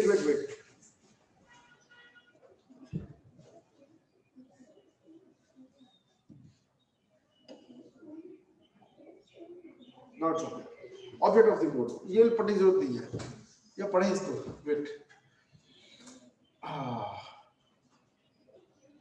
ये मेरे बातें हैं, ये पहले भी करा चुका हूं, ठीक है जी। और मुझे सारे पॉइंट्स हो गए हैं कि फॉर्म एफआईआर होनी चाहिए, मैंडेटरी है। और ये देखिए एक और चीज, ये इंपॉर्टेंट चीज आ रही है, registration of FIR is mandatory and guidelines for registration, ठीक है जी। कि प्रीलिमिनरी इंक्वायरी कहां हो सकती है, जो 15 दिन की प्रीलिमिनरी इंक्वायरी मैक्सिमम हो सकती है, वो कहां हो सकती है, वो है ये वाले पॉइंट्स। देयर आर 5 पॉइंट्स, ठीक है। पहला marital dispute, commercial offence, medical negligence cases, corruption cases और cases where there is abnormal delay और laches in initiating criminal prosecution, for example over 3 months, 3 महीने से भी लेट हो गया, ठीक है, in reporting the matter without satisfactorily explaining the reasons for delay, ठीक है। but these 5 points, this is just an illustrative list, ये कोई exhaustive list नहीं है। clear? advantages of immediate FIR हम पहले ही डिस्कस कर चुके हैं, ठीक है जी। और ये अगर क्वेश्चन आता है what is the relation between FIR and arrest, clear? पहले तो 151 बीच में आएगा जिससे प्रिवेंटिव एक्शन करते हुए भी एक पुलिस ऑफिसर फर्दर ऑफेंस को रोकने के लिए क्या कर सकती है, अरेस्ट कर सकती है। अब हम पढ़ रहे हैं इसको यहाँ से, mandatory registration start. Mandatory registration of FIR does not mean mandatory arrest. जरूरी नहीं है कि जब FIR होगी अरेस्ट भी होगा ही होगा। आगे Section 151 of the code empowers the police authority even without arrest. Next If a police officer से ये क्या मतलब 151 empowers police authority? empowers the police officer even without arrest। 151 में बिना अरेस्ट किए भी एक police officer even Sir, FIR even without FIR. what's the police authority? Mandatory registration of FIR does not mean mandatory arrest। Section 151 of code empowers the police authority to investigate even without FIR। इसे ये मतलब है बिना FIR के भी investigate कर सकता है। आगे If a police officer misuses his power of arrest, he can be tried and punished under section 166. अगर वो मिसयूज करता है पावर को तो उसके खिलाफ भी एक्शन होगा। आगे Even after registration of FIR, police may deny investigation in certain circumstances mentioned in section 157. These circumstances are: first, there is no sufficient ground to investigate. क्या एफआईआर के बाद इन्वेस्टिगेशन होगी ही होगी? 157 में बता रखा है अगर सफिशिएंट ग्राउंड से इन्वेस्टिगेट नहीं मिल रहा तो भी नहीं होगा। Second, There is no reason to suspect the commission of an offence. कि लगता नहीं कोई ऑफेंस हुआ है। आगे Therefore, the requirements of launching an investigation under 157 of the code are higher than requirement under 154 of the code. Therefore, the police is not liable to launch an investigation in every FIR which is mandatorily registered on receiving information related to commission of a cognizable offence. Clear है जी? अब paper में कई बार और कैसे questions आ जाते हैं, जैसे कि ये आपको इंटरलिंक करना आना चाहिए, ठीक है? Relationship between FIR and article 21 right to life and personal liberty. अभी भी मैंने जोड़ा है इसको कि principles of natural justice are covered under article 21। ऑडियातर पार्थम everybody should get free legal aid भी वो भी आर्टिकल 21 में आता है। और लीगल एड का फायदा क्या, अगर बंदे को यही नहीं पता, ठीक है, कि पहले तो उसके पास एक्यूज के पास एफआईआर कॉपी हो और दूसरा जिसके साथ गलत हुआ है, ठीक है, उसके जिसका गलत हुआ है जो एग्रीड पार्टी है, ठीक है, उसे कहने पर फौरन एफआईआर होनी चाहिए। ठीक है जी, स्टार्ट। यहां पढ़ो India Gandhi. In Melka Gandhi versus Union of India, 1978, Supreme Court held that the law which deprives a person of his personal liberty must be reasonable both from the standpoint of substantive as well as procedural aspect. A delicate balance has to be maintained between the interest of the society and protecting the liberty of an individual. There are already sufficient safeguards provided in CRPC which duly protect the liberty of an individual in the case of registration of false FIR. At the same time, Section 154 was drafted keeping in mind the interest of the victim and the society. दोनों को दिमाग में रखते हुए 154 बनाया गया था। Next. Therefore, we are of the opposite view that mandatory registration of FIRs under 154 of the code will not be in contravention of Article 21 of the Constitution as purported by various counsel. तो जिस इंसान के खिलाफ FIR हो रही है उसके वकील कई बार इस तरह की बातें करते थे, ये आर्टिकल 21 के खिलाफ है, वो बिल्कुल भी खिलाफ नहीं है। ठीक है जी, guidelines for registration of FIR. ठीक है, ललिता कुमारी केस में क्या क्या गाइडलाइंस दी गई फॉर रजिस्ट्रेशन ऑफ एफआईआर? सबसे पहला, एफआईआर डिस्क्लोजेस कॉग्निजेबल ऑफेंस, ये मैंडेटरी एफआईआर। ठीक है जी। Then FIR does not disclose cognizable offence, तो preliminary inquiry. If preliminary inquiry discloses cognizable offence, ठीक है, तो FIR must be registered. Then if preliminary inquiry does not discloses cognizable offence, preliminary inquiry पता चला कि तो एफआईआर नहीं होगी। In cases, यहाँ से पढ़िए, in cases where preliminary inquiry ends in closing the complaint, copy of the entry of such closure must be supplied to the first informant forthwith and not later than 1 week. ये important point है। अगर police को आपने क्या दी है, information दी है cognizable offence की, मगर पुलिस ने प्रिलिमिनरी इंक्वायरी में पाया कि कॉग्निजेबल ऑफेंस नहीं हुआ है, ठीक है, तो जिसने इंफॉर्मेशन दी थी उसको बताओ कि चाहे आप कह रहे थे ऑफेंस हुआ पर हमारे हिसाब से नहीं हुआ। और ये देखो, इन केसेस में preliminary inquiry ends in closing the complaint, a copy of the entry of such closure, तो हम इन्वेस्टिगेशन नहीं कर रहे हैं, हम फाइल को क्लोज कर रहे हैं और ये आपको हम लिख के दे रहे हैं। अब आप इसके खिलाफ चाहे तो ऊपर जा सकते हो, समझ में आया? And not later than 1 week, एक हफ्ते के अंदर बताना पड़ेगा फर्स्ट इंफॉर्मेंट को। ठीक है, it must disclose reasons in brief for closing the case होना चाहिए, ना कि complete होना चाहिए। ठीक है, not proceeding। ठीक है जी। और non affair is crime, ये पढ़िए। The police officer cannot avoid his duty of registering offence if cognizable offence is disclosed. Action must be taken against erring officers who do not register the FIR if information received by him discloses the cognizable offence. समझ में आ गया कि जहां पर clear हो गया कि offence हुआ है वहां पर आपको एफआईआर लॉन्च करनी ही होगी। ओके, चले आगे। सर जैसे इसमें बहुत सारी गाइडलाइंस दी हुई हैं। हाँ, तो सर जब पेपर में हमें क्वेश्चन आता है कि ये मैंडेटरी है एफआईआर लॉन्च होना यस, तो फिर सर हम इस केस की सारी गाइडलाइंस को लिखी गई है डिपेंड करता है कितने नंबर पे आया। अगर तो प्री में आया है is it mandatory to register FIR, अगर कॉपी ऑफ की इंफॉर्मेशन मिली आंसर इज यस हो जाएगा।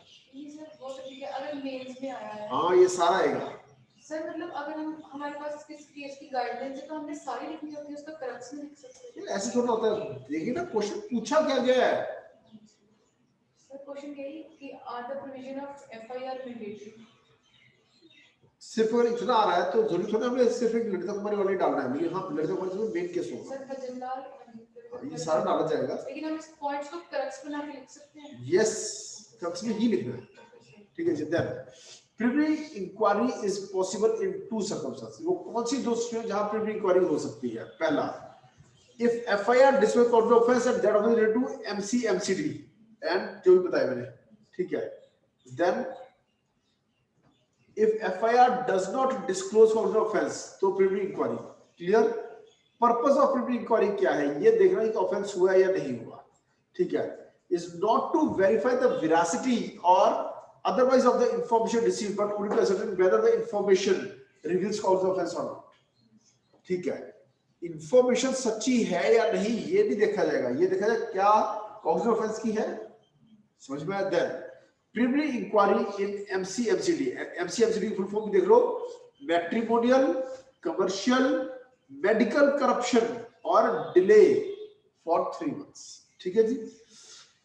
As to what type and in which cases preliminary inquiry is to be conducted will depend on the facts of each case, okay. ये illustrative list है, ठीक है। ये पत्र करा चुका हूं आपको, 15 दिन में खत्म होनी चाहिए। और प्रिलिमिनरी इंक्वायरी वाली बात भी जर्नल डायरी में एंट्री होगी, okay. Then in cases where preliminary inquiry ends in closing the complaint, तो एक हफ्ते, देखो 3 पीरियड्स की बात हो रही है।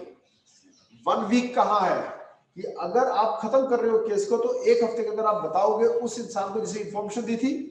प्रिलिमिनरी इंक्वायरी खत्म होनी चाहिए 15 दिन के अंदर, पहले 7 डे था पर चेंज कर दिया था 2014 में। और 3 मंथ वाला पीरियड, अगर लेट एफआईआर कराई जा रही है, इंफॉर्मेशन पुलिस को लेट दी जा रही है, ठीक है, 3 महीने से भी ज्यादा लेट है, तो प्रिलिमिनरी इंक्वायरी में भी कंडक्टेड दिया गया ना डिले एमसीएमसीडी में, क्लियर। और आगे चलते हैं, next comes this chart, FIR. अगर तो कॉग्निटिव ऑफेंस है तो एफआईआर मैंडेटरी होगी, clear. If information is not disclosing cognitive offence but indicates the necessity for inquiry, ठीक है, तो क्या होगा, ठीक है, ये प्रिलिमिनरी इंक्वायरी। कॉग्निटिव ऑफेंस में 2 बातें हैं, रूल है तो रूल तो यही है एफआईआर होगी, लेकिन एमसीएमसीडी है तो क्या हो सकती है, प्रिलिमिनरी इंक्वायरी हो सकती है। फिर प्रिलिमिनरी इंक्वायरी का जो कंक्लूजन होगा वो 2 ही हो सकते हैं, या कॉग्निजेबल या नॉन कॉग्निजेबल। कॉग्निजेबल है तो एफआईआर होगा, नॉन कॉग्निजेबल है तो क्या होगा, ठीक है। नॉन कॉग्निजेबल है तो क्या होगा, copy of such closure and its reason must be supplied within 1 week. हम इसको एफआईआर नहीं मान के चल रहे हैं, ठीक है।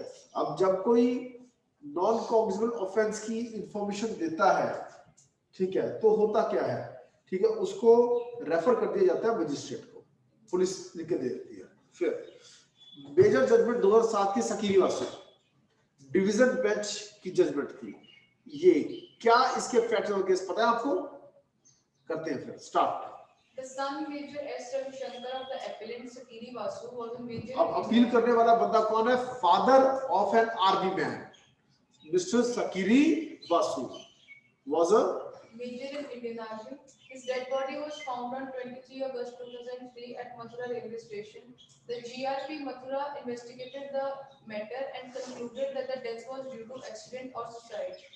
The army officials at Mathura also had 2 courts of inquiry and both times submitted the report that the deceased Major S. Ravishankar had committed suicide at railway track at Mathura junction. Father of deceased claimed that it was murder and reason of murder was that he knew about corruption in army. He filed a petition in Allahabad High Court under 226 of Constitution. He was demanding investigation by CBI.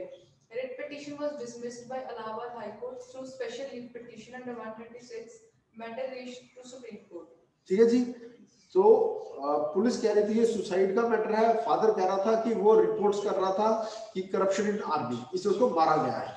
ठीक है, तो उसने क्या demand की थी, क्या demand किया था, सीबीआई पर, उसको रिजेक्ट कर दिया, तो मैटर पहुंचा supreme court, matter to the supreme court. View regarding death, ठीक है, जो रेलवे पुलिस कहती है इधर एक्सीडेंट और सुसाइड, आर्मी कहती है सुसाइड, फादर कहता है मर्डर। अब आ जाओ एब्स्ट्रैक्ट पढ़िए। Supreme Court dismissed the appeal and held that person can demand for proper investigation but cannot demand investigation by special agency. समझ में आया?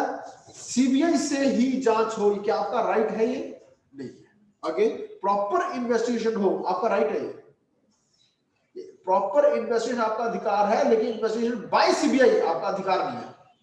आगे Supreme Court also suggested that person must first of all use alternative remedies available in criminal law, and if he is not satisfied, then he must approach to High Court. पहले उसे जो CrPC मैंने अभी बताया, पहले 154 में जाएगा, कहां? पुलिस के पास, 154 क्लॉज 1। नई बात बनती है तो क्लॉज 3 में जाएगा एसपी के पास, इन राइटिंग थ्रू पोस्ट। ठीक है जी। नई बात बनती है 156(3) में जाएगा, वहां भी बात बनती है 482 के फिर। ठीक है, next. Issues and answers. The following issues are involved in this case. Issue 1 is person entitled to reach High Court without exhausting alternative remedies available in CRPC. He is entitled, but such things must not be promoted. If there is an alternative remedy, the High Court shall not ordinarily interfere. In this case, alternative remedies in case of non-registration of FIR have been discussed. समझ में आया? Okay, सबसे पहली बात, अगर alternate remedies के होते हुए आप हाई कोर्ट जा सकते हो या नहीं? Answer yes, but should not be promoted. पहली बात समझ में आ गई। फिर दूसरा, if there is alternate remedy, the high court should not ordinarily interfere. In this case, alternate remedies in case of non-registration of FIR have been discussed. Issue 2 is can a victim demand investigation by a special agency? Answer is no. ठीक है। Then issue 3 is a magistrate empowered under section 156 clause 3 to pass an order for investigation by a special agency? The magistrate is not empowered to pass an order for investigation by CBI. Reason of this word above mentioned in section 156 clause 3 refer to 156 clause 1, which contemplate investigation by the officer in charge of the police station rather than any other investigation agency. क्या magistrate CBI investigation का ऐसे order दे सकता है? नहीं। Next, is magistrate empowered to perform order for revision of FIR? Yes, he is empowered. Okay. Is magistrate empowered under 156 clause 3 to pass an order for reopening of investigation after submission of final report? ये तो समझ में आ गया। क्या FIR करने का order दे सकता है? हाँ, दे सकता है। क्या एक मजिस्ट्रेट बाय सीबीआई का ऑर्डर कर सकता है? नहीं कर सकता। फिर is magistrate empowered under section 156 clause 3 to pass an order for reopening of investigation after submission of final report? Yes, magistrate is empowered to pass an order for reopening. ठीक है, but not by CBI. Next, अब इसके पीछे policy reasons क्या है? Sakiri Basu judgment landmark judgment थी। ठीक है जी, कि आप सीबीएसई इन्वेस्टिगेशन का वो राइट नहीं रखते हैं, प्रॉपर इन्वेस्टिगेशन का राइट रखते हैं। ठीक है, और मजिस्ट्रेट कोर्ट आपके कहने पर ऐसे सीबीआई की इन्वेस्टिगेशन ऑर्डर नहीं करेगी। क्लियर? तो व्हाट इज द रेशो? पहला, ऑल्टरनेट रेमेडीज के होते हुए ये पढ़ लेते हैं। स्टार्ट कीजिए मौली, ऊंची आवाज में। In this case, Honorable Justice Markandeya Katju said, if a person has a grievance that his FIR has not been registered by the police station under 154 subsection 1, his first remedy is to approach the SP under 154(3) CRPC सबसे पहली remedy ये है। Second, or other police officer referred to in section 36 CRPC. If despite approaching the SP or the officer referred to in 36 his grievance still persists, then he can approach a magistrate under section 156(3) CRPC अगली चीज ये आती है। Next, instead of rushing to High Court by way of writ petition or a petition under 482. Moreover, he has a further remedy of filing a criminal complaint under section 200. Private criminal complaint under section 200। Okay, next.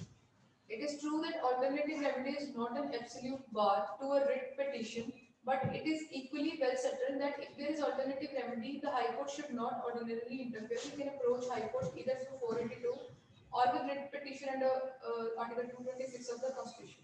Is my point clear? Yes, sir. ये है mainly सकीरी Vasu judgement का policy reason. ठीक है जी, अब ये देखो इसका फ्लो चार्ट बना दिया ऑर्डर रेफरेंस। सबसे पहली चीज ये आ रही है 154 क्लॉज 1, थाने जाओ रिपोर्ट लिखो।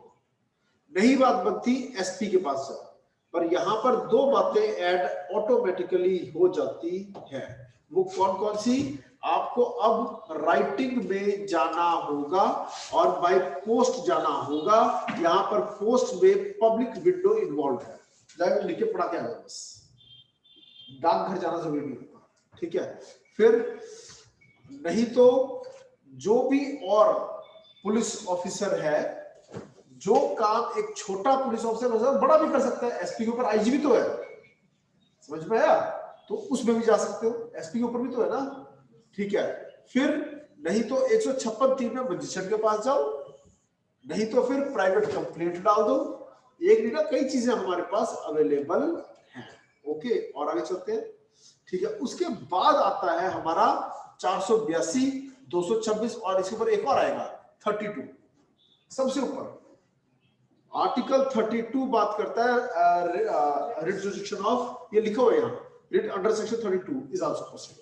सर इसमें फिर मेंटल 32 जो है वो है टू सुप्रीम कोर्ट, 226 है टू द हाई कोर्ट। और मैंडेमस की रिट लगेगी जब एक पब्लिक ऑफिसर, ठीक है, अपनी वो ड्यूटीज परफॉर्म नहीं कर रहा जो करने के लिए वो बाउंड है, तो मैंडेमस की रिट लगती है। ठीक है जी, और आगे चलो। No power of magistrate to pass order for investigation by CBI, ये सकीरी वासु जजमेंट थी, पढ़िए यहां से। No doubt the magistrate cannot order under 156(3) investigation by the CBI, but Supreme Court or the High Court has power under Article 126 or 226 to order investigation by the CBI. The reason of this is the word above mentioned under 156(3).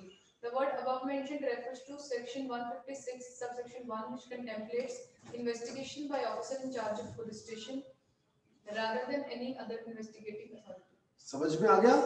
तो जो इलाका magistrate है अपने इलाके के police station को बोल सकता है काम करने के लिए, ना कि किसको? सीबीआई को। इस बार पॉइंट क्लियर? सकीरी वासु समझ में आ गई? और आगे चलते हैं। Demand for investigation bye particular agency की बात करें तो नॉट अलाउड, सीबीआई। ओके, फिर doctrine of implied power.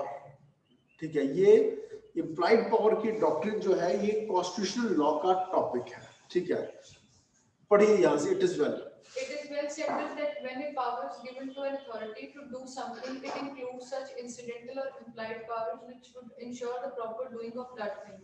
In other words, when any power is expressly granted by the statute, there is impliedly included in the grant, even without special mention, every power and every control, the denial of which would render the grant itself ineffective.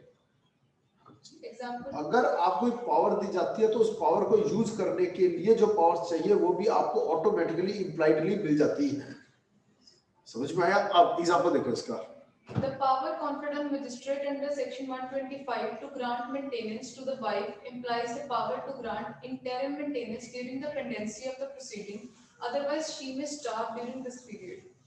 Okay, अगर आप maintenance award कर सकते हो, interim maintenance भी कर सकते हो। अब आ जाओ fifth point. Power to pass an order for registration and proper investigation. Section 156(3) CRPC is wide enough to include all such powers in a magistrate which are necessary for ensuring a proper investigation, and it includes the power to order registration of an FIR and ordering of proper investigation if magistrate is satisfied that the proper investigation has not been done. अब देखो, अगर आप investigation करने का order रखते हो तो reopening का ऑर्डर करने का भी आप अधिकार रखते हो, इम्प्लाइड पावर के थ्रू आपको मिला। Clear? Okay, next. Power of magistrate to check the ये investigation. वाली लाइन पढ़ो पहले। Section 156 subsection 3, though briefly worded, is very wide and it will include all such incidental powers as are necessary for ensuring a proper investigation. अगर आप investigation करने का order करते हो तो प्रॉपर इन्वेस्टिगेशन को एंश्योर करने के लिए इंसिडेंटल पावर्स भी आप रखते हो इम्प्लाइड। ये समझ में आ गया? डॉक्ट्रिन ऑफ इम्प्लाइड पावर पता चल गई। Next, power of magistrate to check the investigation. हमारी जो सीआरपीसी की स्कीम है उसके हिसाब से हम कोर्ट मॉनिटर्ड इन्वेस्टिगेशन को वैलिड मानते हैं, सही मानते हैं, पर कोर्ट कंट्रोल्ड इन्वेस्टिगेशन सही नहीं मानते। एक particular type of police report submit करने के लिए कोर्ट कभी ऑर्डर नहीं कर सकती कि आप क्लोजर रिपोर्ट ना दो, आप एक प्रॉपर चालान ही पेश करो, ऐसा पॉसिबल नहीं है। क्लियर? Okay fine. तो कोर्ट मॉनिटरिंग के बारे में हम बात करेंगे। Power of magistrate to check the investigation. Start. Section 156(3) provides for a check by the magistrate on the police performing its duties under Chapter 12 CRPC. In cases where the magistrate finds that the police has not done its duty of investigating the case at all or has not done it satisfactorily, he can issue a direction to the police to do the investigation properly and can monitor the same. ठीक है जी।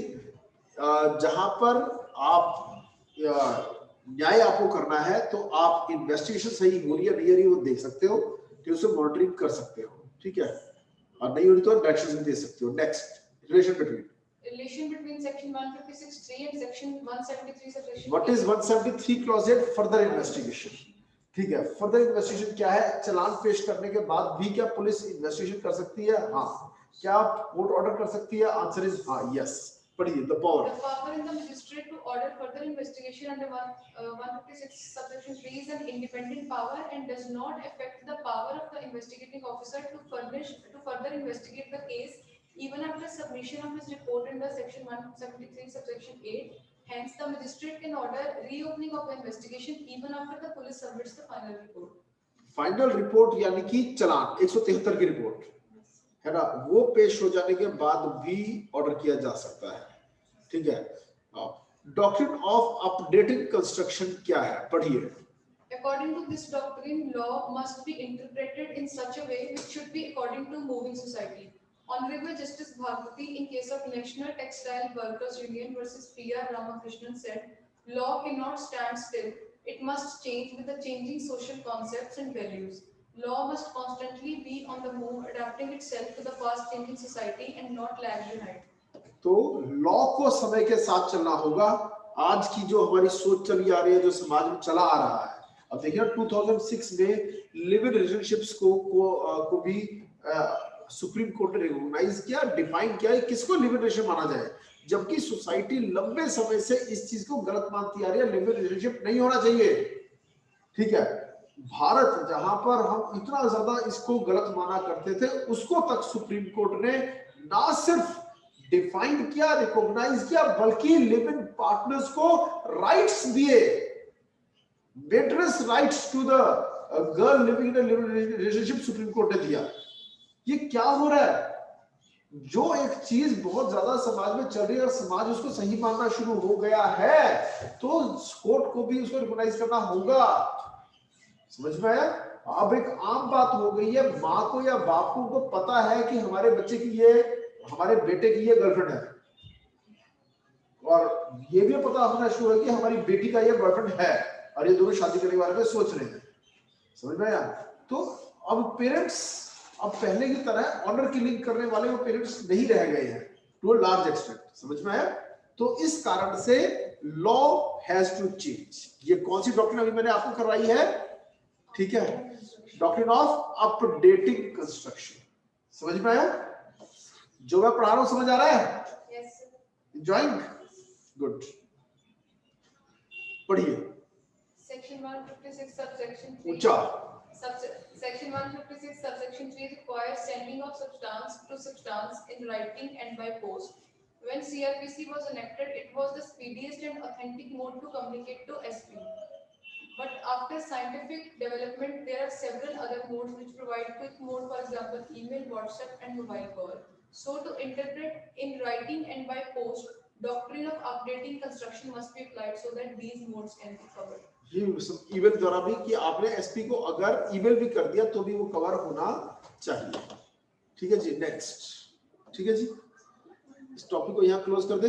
Yes, sir. चलो, हालांकि FIR बहुत बड़ा topic है, मगर फिर भी मैंने आज काफी इंपॉर्टेंट एस्पेक्ट्स को कवर करने की कोशिश की है। हाँ जी, any question if you want to ask you can ask.